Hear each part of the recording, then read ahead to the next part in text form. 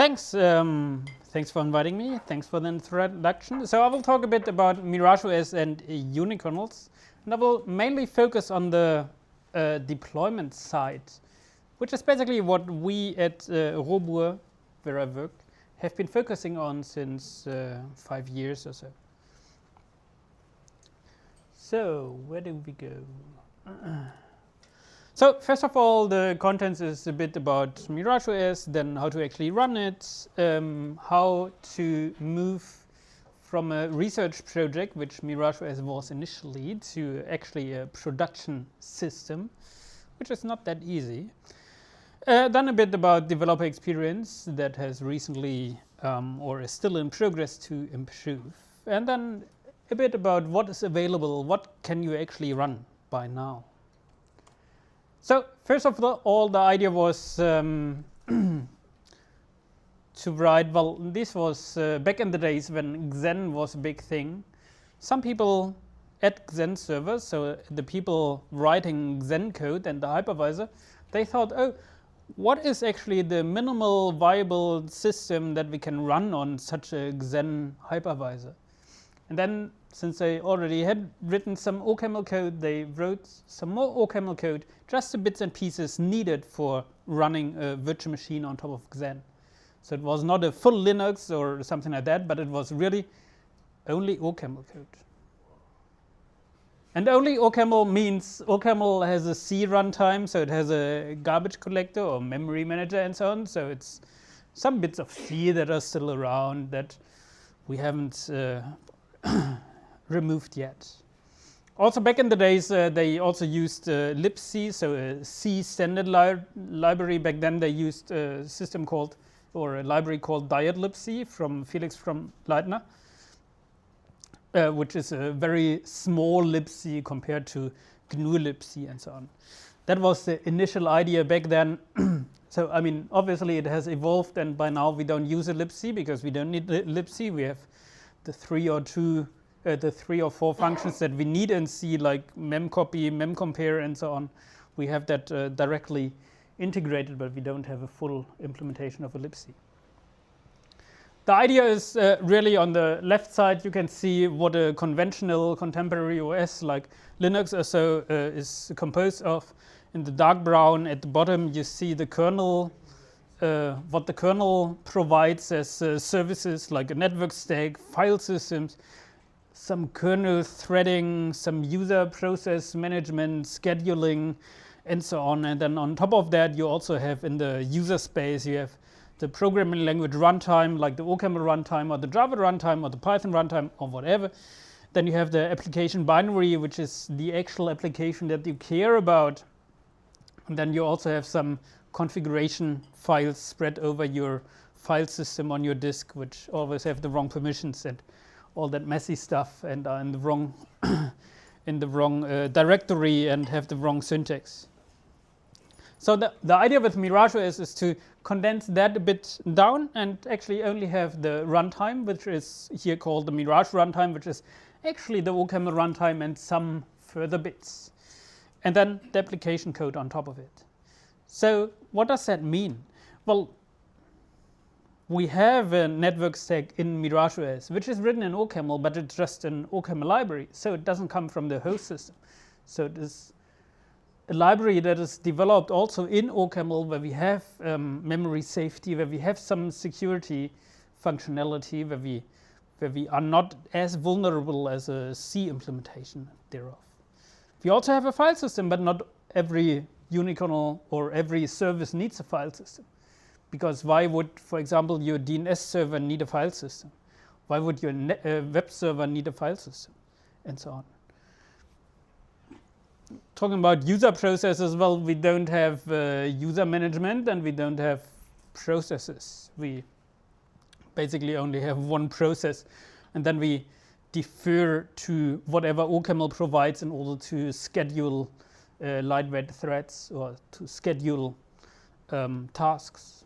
But we don't have processes and process ID and virtual address ranges and all these stuff that you have in a normal Unix environment. So it's much much smaller. Here's a comparison of one of the earlier unikernels that I co-developed, which was a web server that just served a static page. And on the right hand, you can see what a Linux virtual machine with Apache and so on, what that means. It is in binary size roughly 200 megabytes, and it consists of 2.5 million lines of code, mostly C code.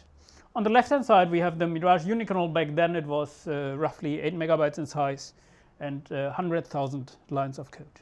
This includes the OCaml runtime. This includes 30,000 lines of code that the OCaml runtime is. But nevertheless, it's a factor of 25 that the code is smaller. So in the right-hand side, you have a general purpose operating system, and you use only a tiny bit of functionality.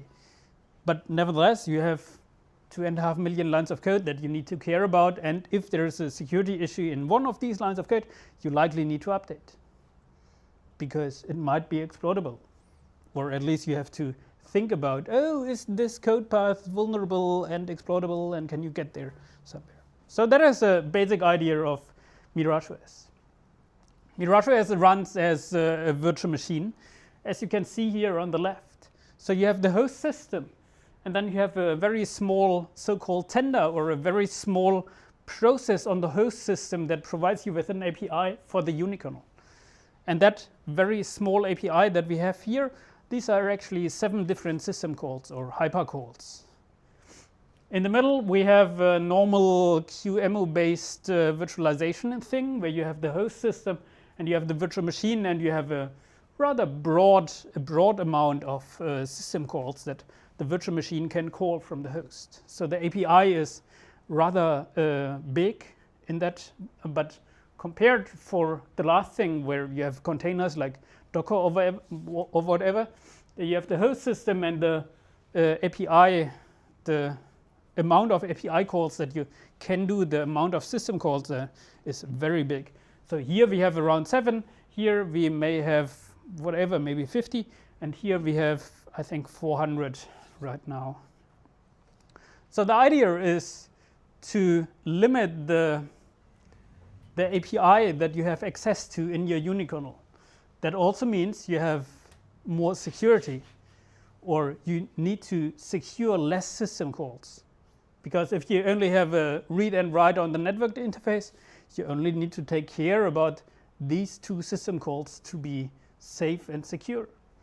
Whereas if you have a big interface, you always need to figure out whether all of the system calls are good. And in the container, well, there you have the whole host system kernel basically in there, and it's very hard to get it secure. So the idea in a nutshell is we have a tiny virtual machine. We have the complexity reduced. We also have reduced the legacy, so we don't have stuff like a floppy disk driver or whatever old hardware device drivers that you may have in a Linux kernel. We don't have it. We only have a network device driver and a block device driver. That's all we need. We only need network and block. We also have output to the standard, to the console, but we don't read input from the console, for example. We don't need that interaction. The size is reduced, and also the attack surface is reduced by having a very small size. You also have a very small attack surface. We also have fewer attack vectors, since most of the code is written in OCaml, which is memory safe, so we don't have any memory issues in the code, which means that spatial and temporal memory safety issues are not a thing in MirageOS. That is the entire thing. So the next topic is about how to deploy MirageOS unikernels. And could you show your hands if you know something about IP addresses and network interfaces? That's good. Who knows something about firewalls? That's great. What about bridge interfaces? Cool. We're getting there. Network bases. So here you can see a laptop which has a wireless network interface and is connected to the wild internet. On there, we would like to run some virtual machines. And these virtual machines may as well want to have access to the internet. So what do we need here? The virtual machines, as I described earlier, they don't have direct access to the host system network interface and not to the host system network stack. So we need some sort of interface to have their Ethernet frames or have their network packets that are then routed via the laptop to the internet. What we use there is so-called, well, it's actually virtual network adapters. These are so-called TAP interfaces in Linux and Unix. And then at the same time, we use virtual switches. So switches are these old thingies where you put cables in. And we basically stick cables into these virtual cables into these virtual Ethernet interfaces to the virtual switches. And then we have connections. All we need on the laptop is also some firewalling and some routing, so to actually get the packets from the virtual machine up into the internet and get packets from the internet back here. We will use some IP address range, and the laptop will act as a router and firewall, as I mentioned earlier. And virtual machines will use a separate network or separate IP addresses on that. How do you deploy MirageOS unikernels? And for that, I need to switch a bit into another web interface that is running on the local machine. This is also a unikernel. I will come back to that later. It's called Mollymock. It's here in order to deploy unikernels. So we will deploy our first unikernel. That will be a Hello World unikernel. So we just set a name, hello, and we say, here's a virtual machine image. It's actually the hello key.hvt. And then we will say restart on failure, and then we say deploy. And now actually we see here another unikernel, well, the first unikernel that we can view. And here it is deployed now. So we didn't need to set up anything fancy, but we basically just deployed it. And now it's you can see here the console output, which is saying hello world 4 times and then starting again and starting over. It's not very exciting, this unikernel. Sorry, does it matter that that's a unikernel? I mean, could it be any OS image, no? Or no? What do you mean? Well, this is a hypervisor, no? Yes, this is a hypervisor. This is just a virtual machine. Yeah. So it could be anything. Right, okay. Exactly. Yeah. But we are the web interface. We uploaded the image, so the binary, the application, the image of the virtual machine, which was 2 megabytes in size, and that is just the virtual machine to print hello world. And now there are some interesting bits and pieces up here, buttons, especially the update button. I think is very interesting. So what does update mean? So in deployment and in lifecycle of applications, at some point, as I mentioned earlier, you may encounter there are security issues in some of the programs, or there are performance improvements in some other areas of the thing. And now such a unikernel, we can take a look. We're going back and we view it here on our reproducible build infrastructure. And here we actually have a file that is just a text file. So that includes all of the OPAM packages that are included in this binary, so that are that the unikernel uses. And that is actually quite a list, or it's I would say 50 different libraries or so that are already used by that simple hello world unikernel. So what does update do? Update takes a look into our reproducible build infrastructure. So we build on a daily basis, we build a huge set of unikernels. And then whenever you have a unikernel deployed from that reproducible build infrastructure, you can actually say, oh, I want to update to the latest version of that very same unikernel. And what you see here is on the left side, you see the current build, where you have a name and the build time that was built in December last year. And here on the right-hand side, you have the same information about the latest build. The latest build was built, well, yes, today at 6 in the morning. That is automated every day. Then the binary size changed a bit, so it became a bit bigger. But what is more interesting is here the so-called version differences. So we have some op-amp packages that have been in the current build on the left side, so to say, that have been, for example, OCaml in version 4.14.2, and now in the latest build it's 4.14.3. That is very interesting because now we can actually see what has changed in the source of the unikernel that we would like to update to, or that we are able to update to. Down here we see also some further differences. Yes, but the interesting piece here is actually OCaml 4.14.3 was released, I think, 3 weeks ago, and OCaml is at version 5. If you don't know, version 5 was released 3 or 4 years ago, and it has multi-core and effects and so on.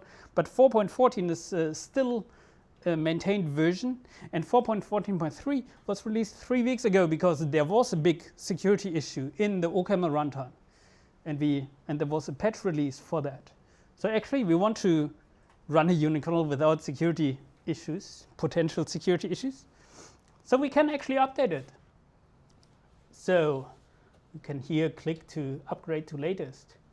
Now it asks me whether it should perform some liveness checks or whether it should update the configuration, but we don't want to do that. I just click on proceed to update.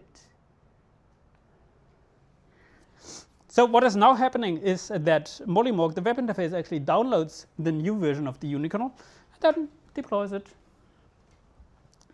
And eventually we will see something.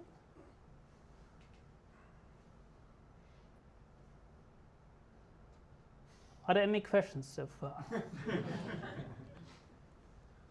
I will try the other button. Now we have at least updating. Now we have here update successful. Now we see hello again here, and now we also, we don't see much of the difference in behavior because obviously it's still the hello world unikernel and we still see hello world. And now if I click update, we see that, oh, there's actually no update available. Cool, that was a hello world unikernel.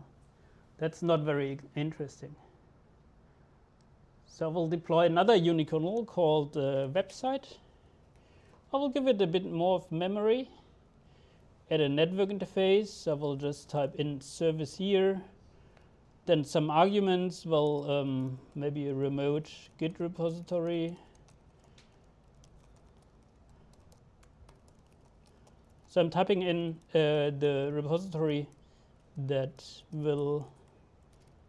is my personal blog.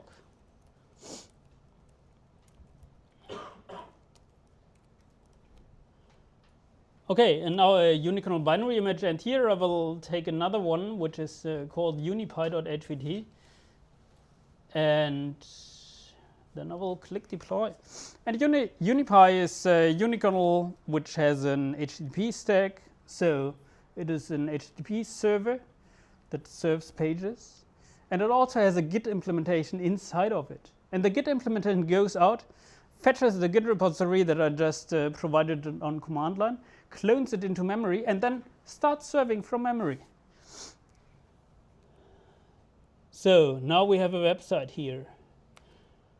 Okay, well, I will access http website.mirage. And here I'll see the website. So earlier I talked a bit about network IP addresses and so on. And what you see here now, we were not, we didn't use any IP addresses.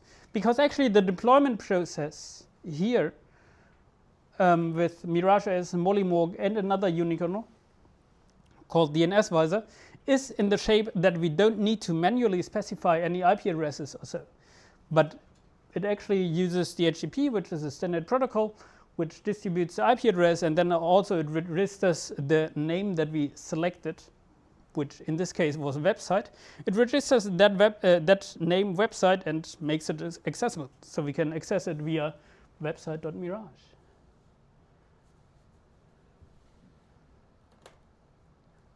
So some more features about Molymorg, which is we have here user management in there, and inside of the user management we also have resource policies.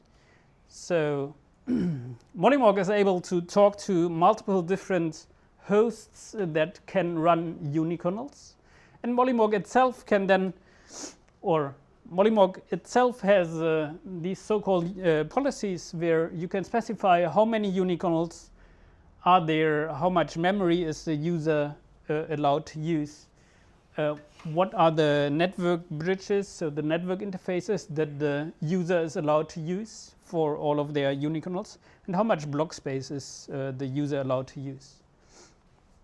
And that all is checked dynamically, so you can't deploy more unikernels than specified here.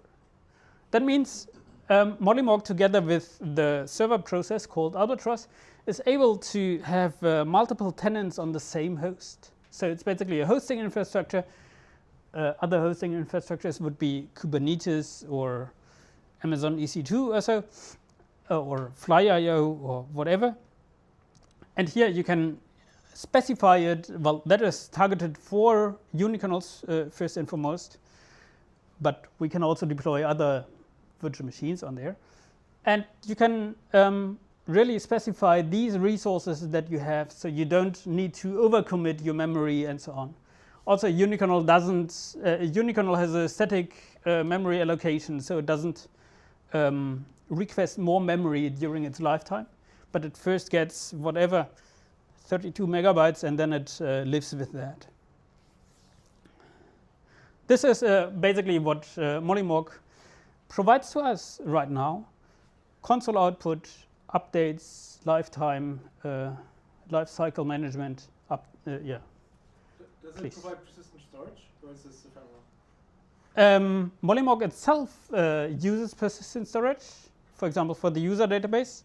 Also, it provides the ability to create block devices called volumes here. Block devices, and there you can create more block devices on the physical host. You can back them up. You can download them. You can upload data to them, and these can then be used by the different unikernels. And that Molymorg itself has been developed over the last year, mainly by Pixie Dust and myself, based on a grant from the European Union from NGI. NGI is the project Next Generation Internet.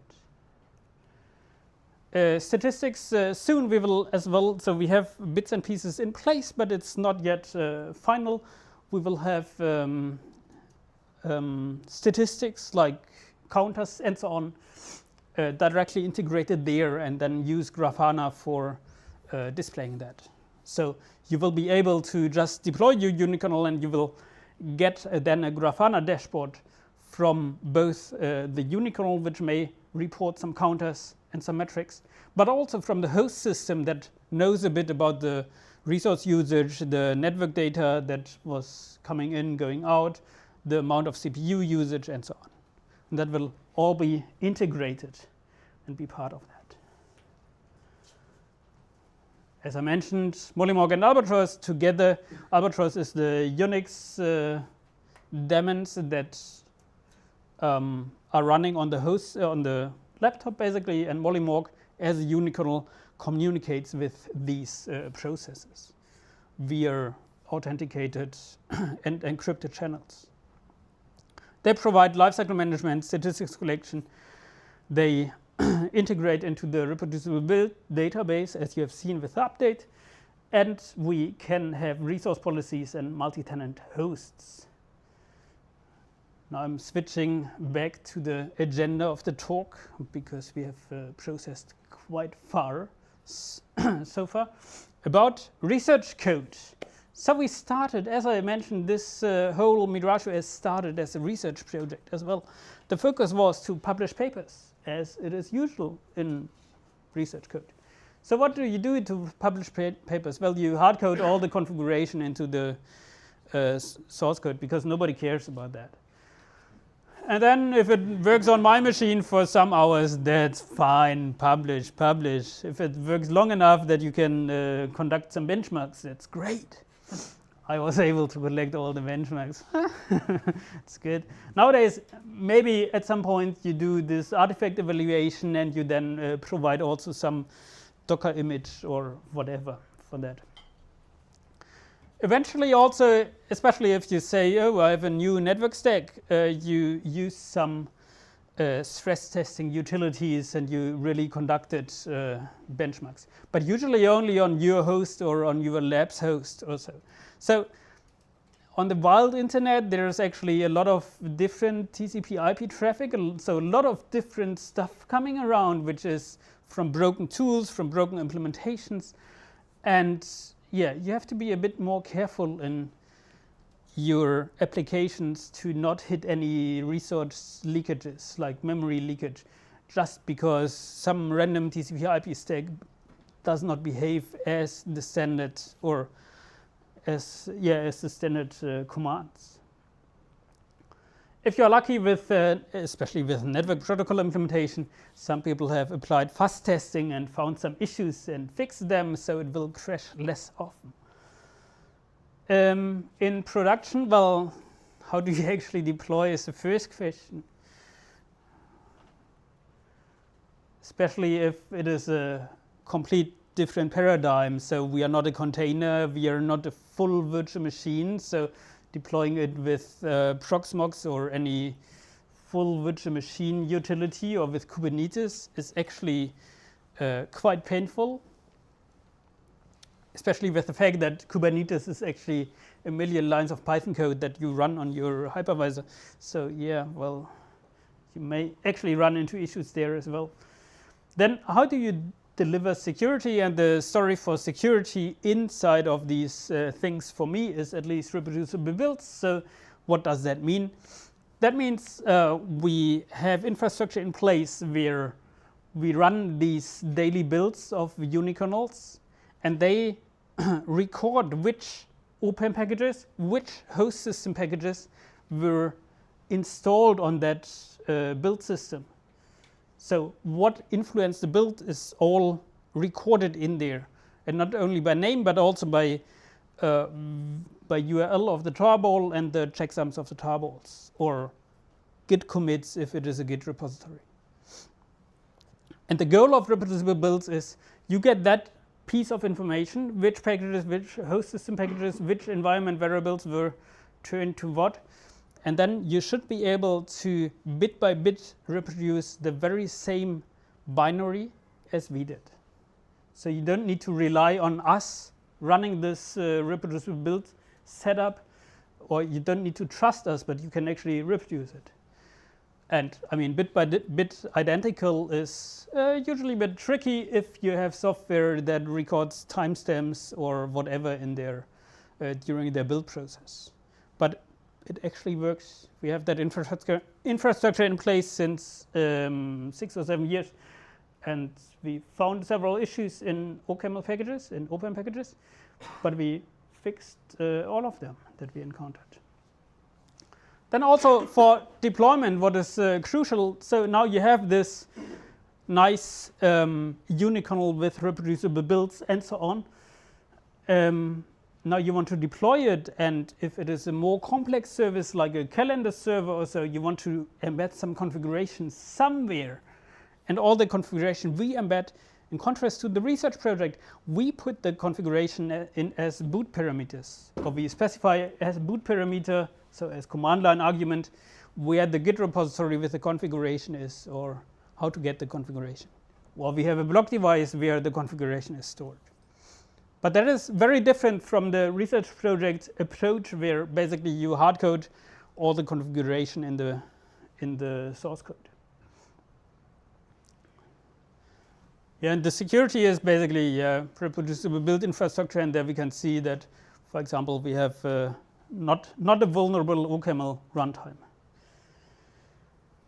Then operations, yeah, statistics. I mean, for me at least, the statistics gathering is very crucial, because there I see if I run 10 different unikernels, some do DNS, so some easy work, some are web service, I see which ones actually leak memory, and then I can figure out, oh, which open packages should I read more that may leak memory. Now I have a small animated GIF that I recorded some time ago, which is the Mirage Hello World that we saw previously, and the code changed over the years. So initially when I started, the code was basically like that. Mirage is in the current state a two-stage program. So on the left side we have a file called config.ml that specifies some bits and pieces, and then we have a file called unikernel.ml that specifies some other pieces. This is from 2016, the version, and now I recorded myself editing both files for additional versions, and how the idea is that you can see how basically the ecosystem itself, how it evolved over time.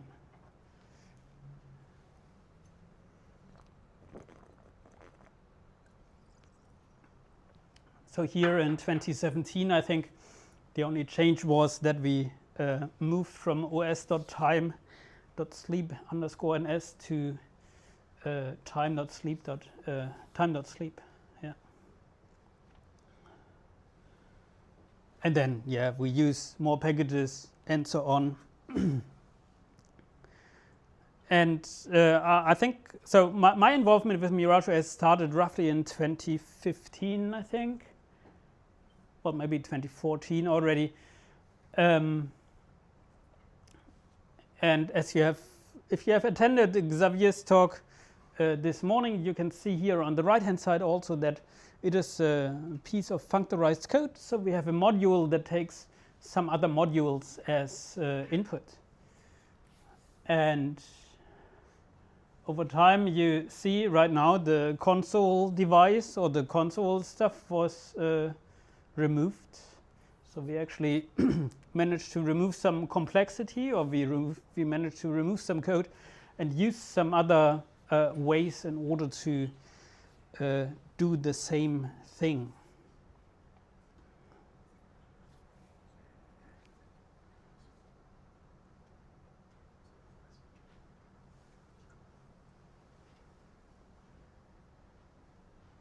Yes, but I'm not patient enough to wait for it.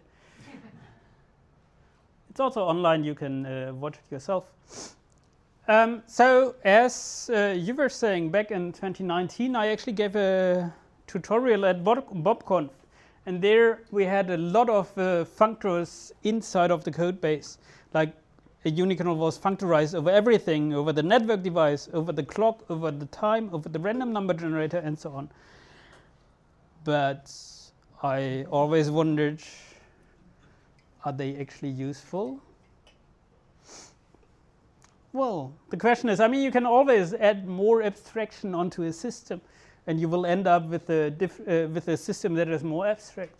But at some point, the question is, are they really useful?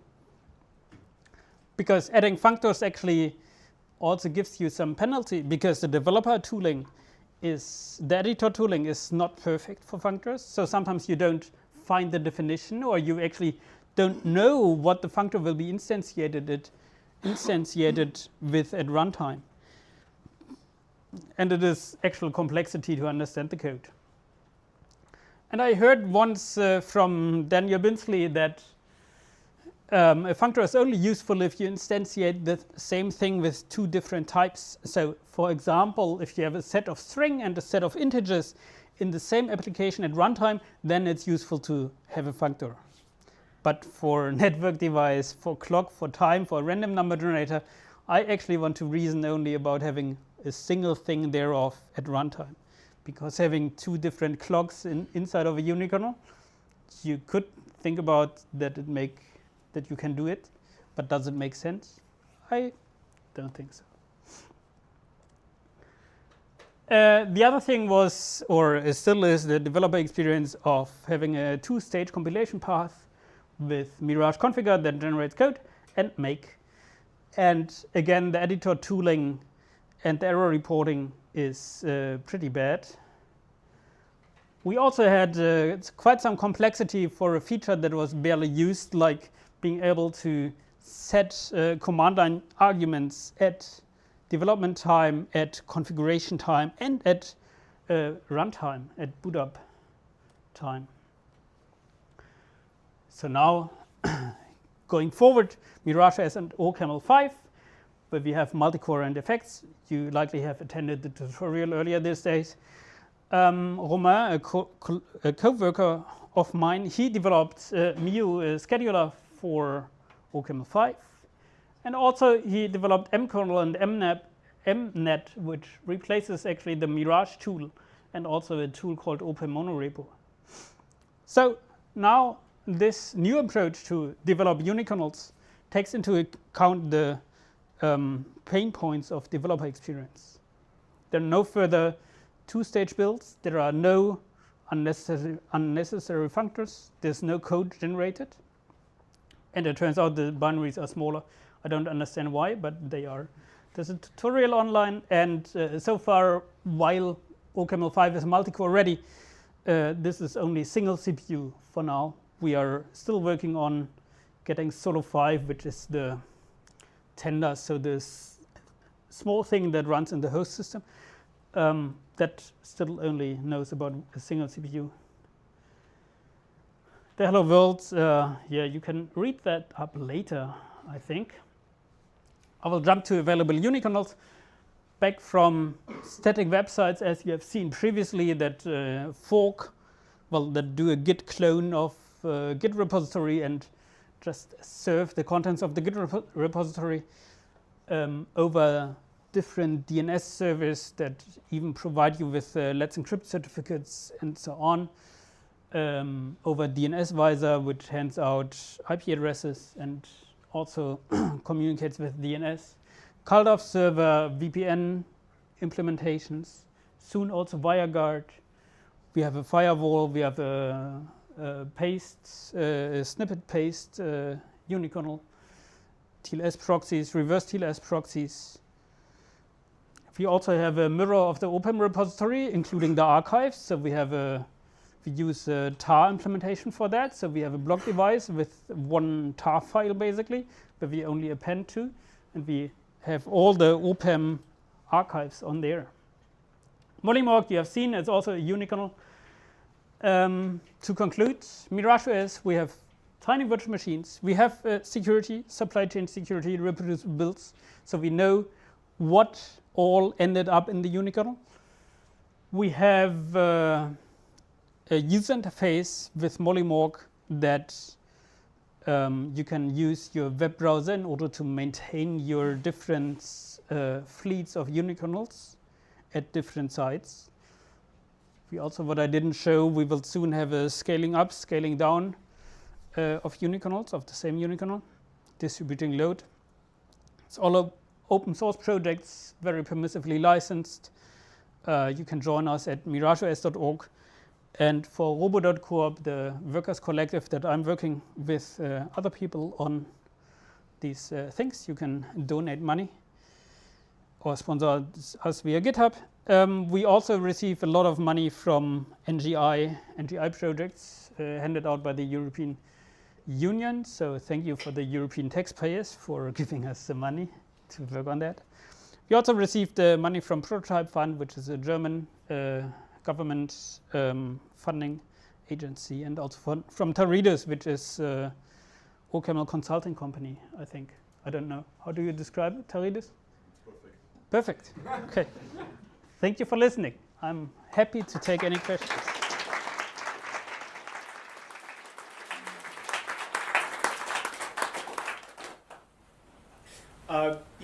So of the technology and like the knowledge or the experience that you get, what can be transferred to other language ecosystems? from my... So say I have a Haskell application. Yes. I want to run that Yes. in a unikernel. Yes. For Haskell, there's also a unikernel framework. I forgot its name, but it's there.